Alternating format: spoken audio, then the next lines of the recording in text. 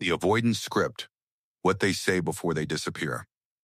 There's a moment in every anxious avoidant relationship that feels confusing, almost surreal, like something is shifting beneath the surface, but you can't quite name it yet. Everything seems normal on the outside, the conversations still happen, the connection still feels real, but something subtle begins to change in their tone, in their energy, in the way they show up. And if you've experienced this before, you know exactly what I'm talking about. It's that quiet transition right before they disappear. Not abruptly, not dramatically, but slowly, almost strategically, as if they're preparing their exit without ever saying it directly. And what makes this even more painful is that they don't just leave. They leave behind words. Words that sound reasonable, calm, even caring on the surface. But underneath those words is a pattern, a script, something they tend to repeat long before they pull away completely. One of the most common things an avoidant will say before they disappear is, "I just need some space right now." And on the surface, that sounds healthy. It sounds mature, even self-aware. But the problem is not the need for space. The problem is what that space usually leads to. Because for an anxious person, space feels like disconnection, like something is slipping away. And instead of clarity, what you're left with is uncertainty. You don't know how long the space will last, you don't know what it really means, and you definitely don't know if they're coming back the same way. So you wait, you analyze, you overthink, and slowly your nervous system starts to go into overdrive while they quietly distance themselves further. Another phrase you'll often hear is, "I've just been really busy lately." Now, of course, life gets busy. Everyone has responsibilities, stress, and things to deal with. But when this line starts replacing consistent communication, when the warmth turns into occasional check-ins, and when effort becomes inconsistent, it stops being about busyness. It becomes about emotional withdrawal. And the confusing part is, they don't completely disappear right away. They give you just enough attention to keep the connection alive, just enough messages to keep you hoping, just enough presence to prevent you from fully letting go. And this creates a cycle where you're constantly trying to decode their behavior instead of simply experiencing a stable connection. Then there's the line that feels almost like honesty, but leaves you even more confused. "I don't know what I want right now."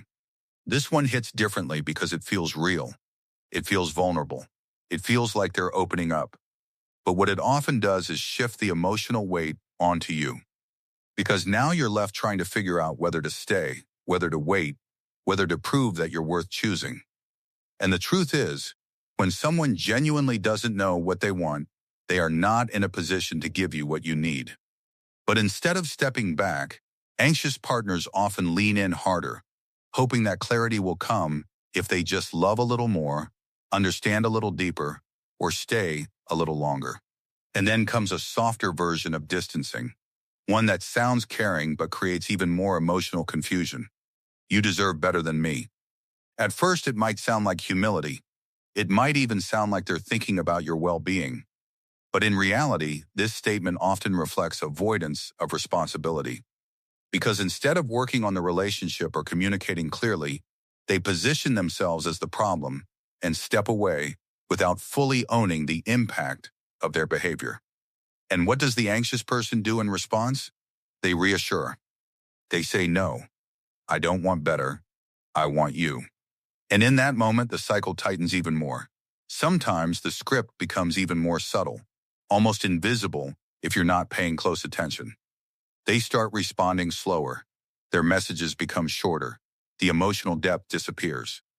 Conversations that once felt meaningful now feel surface level.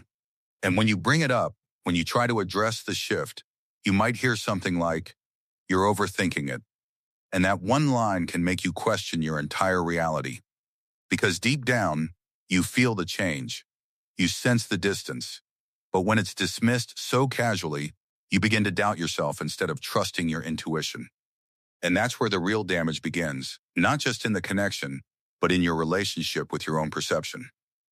What makes this pattern so powerful is that it's not always intentional in a manipulative way. Avoidants are not sitting there planning how to confuse you. Most of the time, they are trying to regulate their own internal discomfort. Intimacy, emotional closeness, and vulnerability can feel overwhelming for them. So instead of confronting those feelings directly, they create distance. And the script they use is their way of doing that without facing the full emotional weight of what's happening. But just because it's not always intentional doesn't mean it doesn't have a real impact on you. And the impact is deep. Because while they are pulling away to feel safe, you are left feeling unsafe.